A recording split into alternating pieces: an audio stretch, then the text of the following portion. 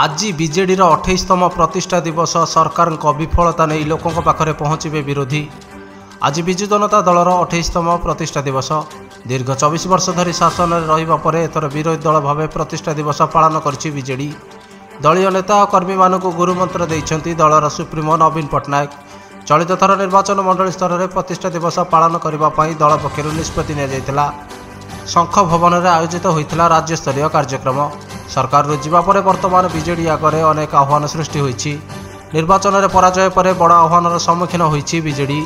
साधारण निर्वाचन पर वरिष्ठ नेता माने दलर शीर्ष नेतृत्व उपर असंतोष झाड़ुवा बेले पौर और पंचायत स्तर में दलर नेता और कर्मी माने दलर हाथ छाड़ी बीजेपी हाथ धरुवा देखा मिली। सरकार करिबे चाषी डाटाबेस। अदिनिया वर्षा चाषीर मेरुदंड भांगी देइछि। वर्षकर परिश्रम अमल बेले वर्षा पानी रे भिजी नष्ट हो जाइछि।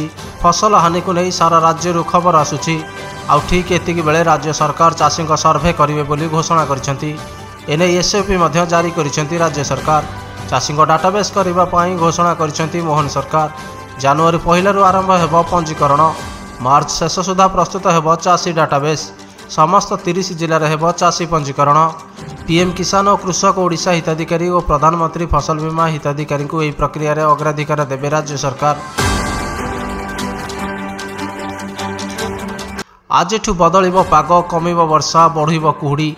8 जिला को येलो वार्निंग जारी। कमिबो वर्षा, बढ़िबो कुहुड़ी।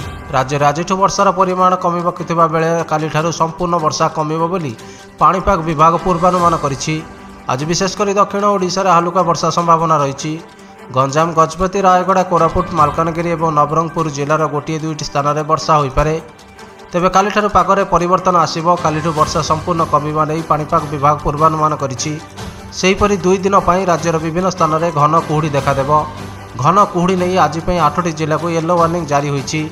सुंदरगढ़, संबलपुर, बलांगीर, झारसुगुड़ा, नुआपड़ा, बरगढ़, केन्दुझर और मयूरभंज जिले में किछि अंचल में घन कुहुड़ी संभावना रही।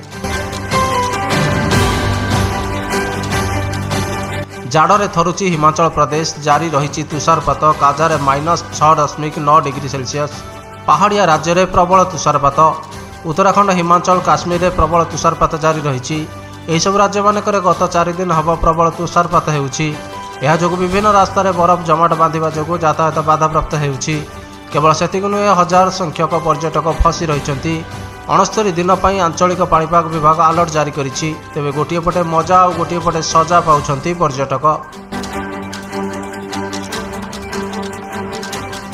जापान एयरलाइंस को साइबर अटैक सर्भर को अचल करने को प्रयास प्रभावित हो पारे विमान चलाचल। जापान एयरलाइंस को साइबर अटैक सकाळ पाखापाखि 7:30 रे साइबर अटैक होइतिबा जणा पड़िछि।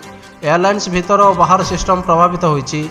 साइबर अटैक जो जापान एयरलाइंस सेवा बंद रही। फ्लाइट टिकेट बिक्री रद्द कर अनेक घर अंतरराष्ट्रीय विमान चलाचल बाधाप्राप्त हो पारे। जापान एयरलाइंस देशर द्वितीय बड़ एयरलाइंस कंपनी। जापान एयरलाइंस पक्षर कहुए साइबर अटैक संपर्क में तथ्य मिल सारी। सिस्टम रिकवरी करने उद्यम करा जाउछि।